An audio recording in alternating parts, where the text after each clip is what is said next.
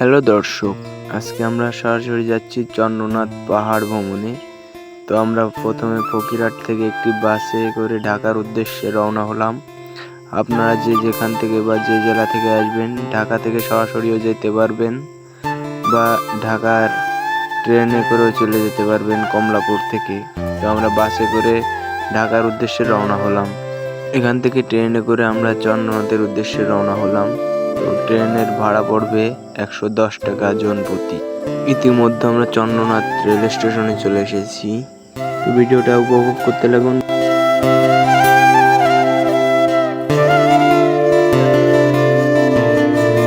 আমরা এখন নিচে থেকে অনেক উপরে আছি। এখান থেকে ভিউটা কত সুন্দর, ভিউটা দেখেন। মেঘ দেখা যাচ্ছে, পুরো সামনের পুরো মেঘ। আর পাহাড়ের উঁচুয় উঠতে হলে আপনাকে এরকম ভাঙাচোরা সিঁড়ি দিয়ে উপরের দিক যেতে হবে। সিঁড়ি এরকম ভাঙাচোরা তেলসা, এখান থেকে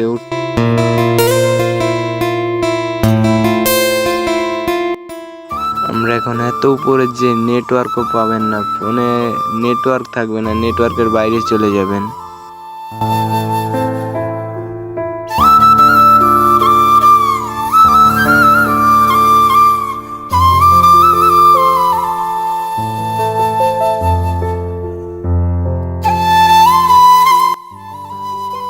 এত সুন্দর ভিউ দেখার পরে আপনার মনের মধ্যে অদ্ভুত রকমের এক অনুভূতি কাজ করবে। চারদিকে শুধু পাহাড় আর পাহাড়। অনেক কষ্ট করে হাঁটতে হাঁটতে আমরা চন্দ্রনাথ মন্দিরে চলে এসেছি, যার জন্য এত দূর। এখান থেকে ভিউটা দেখেন জাস্ট। মন্দিরটাও খুবই ভালো একটা মন্দির। এখানে পুজোর সময় অনেক লোক থাকে। আমরা মন্দির দেখা শেষ করে ইকো পার্কের উদ্দেশ্যে রওনা হলাম সবাই। ইকো পার্কে আসতে চন্দ্রনাথ মন্দির থেকে নেমে 20 টাকা করে জন প্রতি ভাড়া নেবে। আপনারা যদি দলে অনেক লোক থাকেন তাহলে 100 টাকায় একটি সিএনজি পেয়ে যাবেন।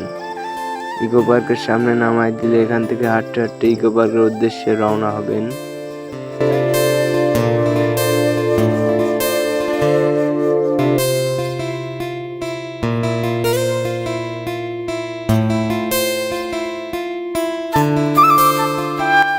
ঝর্ণার কাছে যাওয়ার জন্য এরকম সিঁড়ি পার হয়ে আপনার যেতে হবে।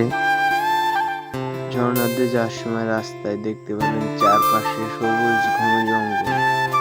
জঙ্গলের ভিতর থেকে এরকম একটি সিঁড়ি চলে গেছে ঝর্ণার উদ্দেশ্যে। জঙ্গলের মধ্য থেকে মাঝে মধ্যে দেখা যায় পাহাড়ের একাংশ। এখান থেকে ঝর্ণার জল বয়ে আসতেছে খুবই স্রোতের বেগে।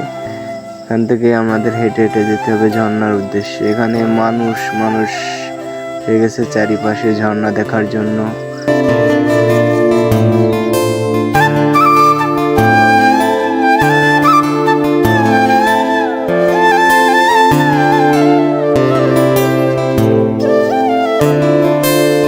আমরা ঝর্ণা দেখা শেষ করে গুলিয়াখালী সি বিচের উদ্দেশ্যে রওনা হলাম একটি সিএনজি নিয়ে।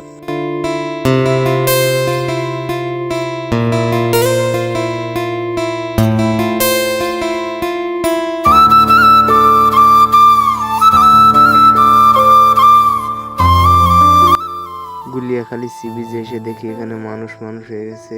আর জায়গাটাও ভাই অনেক সুন্দর একটা জায়গা।